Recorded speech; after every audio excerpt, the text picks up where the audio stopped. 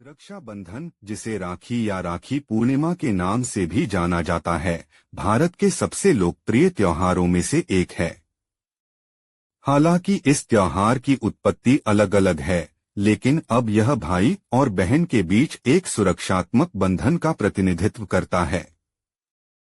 बहनें अपने भाइयों की दाहिनी कलाई पर एक धागा बांधती हैं, उनकी लंबी उम्र की प्रार्थना करती हैं, जबकि भाई अपनी बहनों की रक्षा करने की शपथ लेते हैं। राखी हाल ही में सभी के प्रति दोस्ती और सद्भावना के बंधन का प्रतिनिधित्व करने लगी है। रक्षाबंधन की उत्पत्ति के बारे में कई अलग अलग किंवदंतियां हैं। कुछ मामलों में वे पौराणिक हैं, जबकि अन्य में वे ऐतिहासिक हैं।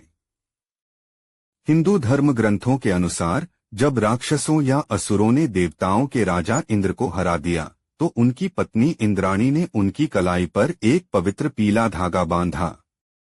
इस धागे की सुरक्षा से मजबूत होकर उन्होंने युद्ध लड़ा और जीत हासिल की। देवी लक्ष्मी ने राक्षस राजा बलि की कलाई पर राखी बांधकर अपने भगवान विष्णु को वापस लाने का अनुरोध किया, जो बलि के दरवाजे पर पहरा दे रहे थे। महाभारत में रानी द्रौपदी ने एक बार कृष्ण की कलाई पर अपने वस्त्र से फटा हुआ पीला कपड़ा बांधा था, ताकि उनकी चोट ठीक हो सके। कृष्ण इस कृत्य से इतने प्रभावित हुए कि उन्होंने घोषणा की कि इससे वे उनके भाई बन गए हैं और अब उनकी जिम्मेदारी है कि वे उनकी रक्षा करें, जो उन्होंने उनके 5 शक्तिशाली पतियों के बावजूद बार बार किया। ऐतिहासिक समय से ही भारत में राखी का इस्तेमाल दोस्ती और भाईचारे के प्रतीक के रूप में किया जाता रहा है। राजपूत रानियां दोस्ती के प्रतीक के रूप में पड़ोसी राजाओं को राखी भेजती थीं। नोबेल पुरस्कार विजेता कवि रवींद्रनाथ टैगोर ने सांप्रदायिक आधार पर बंगाल का विभाजन करने की ब्रिटिश रणनीति के खिलाफ रक्षाबंधन को एकता के प्रतीक के रूप में इस्तेमाल किया। रक्षाबंधन 2024 कब मनाया जाएगा? रक्षाबंधन श्रावण मास की पूर्णिमा को मनाया जाता है। रक्षाबंधन का शाब्दिक अर्थ है सुरक्षा का बंधन। इसे भारत के कई हिस्सों में राखी के नाम से भी जाना जाता है। इसे उड़ीसा में गम्हा पूर्णिमा, पश्चिमी भारत में नारली पूर्णिमा, उत्तराखंड में जंध्याम पूर्णिमा, मध्य भारत में कजरी पूर्णिमा और बंगाल में झूलन पूर्णिमा कहा जाता है। रक्षाबंधन की रस्में। रक्षाबंधन की प्रमुख रस्में इस प्रकार हैं। आम रस्म भाई बहन के बीच बंधन है। महिलाएं सुबह स्नान करके व्रत रखती हैं। वे पूजा करती हैं। फिर वे अपने भाइयों, चचेरे भाइयों और साथ ही उन अपरिचित पुरुषों की दाहिनी कलाई पर राखी बांधती हैं, जिन्हें वे भाई मानती हैं। वे भाई के माथे पर चावल और हल्दी का टीका लगाती हैं और आरती उतारती हैं। भाई बहनों को उपहार देते हैं और एक दूसरे को मिठाई खिलाते हैं। उड़ीसा में गम्हा पूर्णिमा मनाई जाती है, जहां इस दिन गायों और बैलों को सजाया जाता है और उनकी पूजा की जाती है। पश्चिमी भारत में नारली पूर्णिमा मनाई जाती है, जिसमें समुद्र देवता वरुण को नारियल चढ़ाया जाता है। यह मछली पकड़ने के मौसम की शुरुआत का प्रतीक है। उत्तराखंड में जंध्यम पूर्णिमा मनाई जाती है, जहां इस दिन पवित्र धागा बदला जाता है। झूलन पूर्णिमा बंगाल में मनाई जाती है, जहां कृष्ण और राधा की पूजा की जाती है।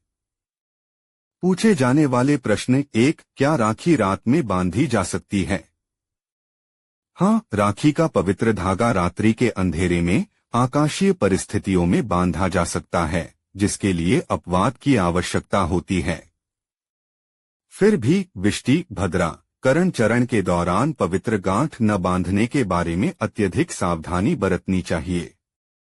अशुभता से भरा यह समय किसी भी शुभ कार्य के विरुद्ध एक प्रहरी की तरह खड़ा है। पूर्णिमा तिथि के अंतराल में, जब भद्राकरण अपराह्न काल और प्रदोष काल की अवधि पर शासन करता है, रक्षाबंधन संस्कार के लिए शुभ क्षण अनिवार्य रूप से रात के दौरान पड़ता है। फिर भी जो लोग रात्रि पथ से कतराते हैं, उनके लिए आशा एक भोर के तारे की तरह चमकती है। पूर्णिमा तिथि का शेष भाग अगले दिन की भोर में राखी बांधने के लिए एक और कैनवास प्रदान करता है। रक्षाबंधन का मुहूर्त कैसे तय किया जाता है, यह जानने के लिए यहाँ क्लिक करें। 2 राखी कौन बांध सकता है? प्राचीन भारत के पवित्र ग्रंथों में कहीं भी ऐसा कोई आदेश नहीं मिलता है जिसमें बहनों को अपने भाइयों की कलाई पर राखी बांधने का विशेष अधिकार दिया गया हो। भविष्य पुराण की किंवदंतियों में एक कहानी गूंजती है जिसमें इंद्र की पत्नी शची ने अपनी कलाई पर राखी की जादुई रक्षा सूत्र बांधा, जिससे वह असुरों के आक्रमण से अप्रभावित हो गए।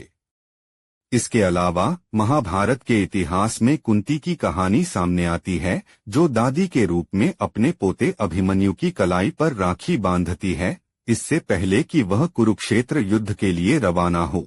इस रक्षा सूत्र के नीचे वह उस भाग्यशाली दिन तक सुरक्षित रहता है जब राखी अपनी पकड़ छोड़ देती है और वह वीरतापूर्वक मर जाता है। ये रक्षाबंधन के सार को उजागर करने वाले कई इतिहासों में से कुछ हैं। पूर्ण सुरक्षा का एक ताबीज। इस प्रकार कई उदाहरण चमकते हैं जो राखी के आवरण को सुरक्षा के ताबीज के रूप में पुष्टि करते हैं। कोई भी भेद इसकी शक्ति को सीमित नहीं करता। माता, पिता, पुत्री, बहन, भाई, विश्वासपात्र, प्रियजन और पति पत्नी सभी समान रूप से इसके आकर्षण के बुनकर और वाहक हैं, जो बंधनों, लिंगों और क्षेत्रों से परे हैं। यह प्रेम का ताबीज और सुरक्षा का कवच है। लाइक, सब्सक्राइब और आगे शेयर करें। मिलते हैं अगली वीडियो में। धन्यवाद।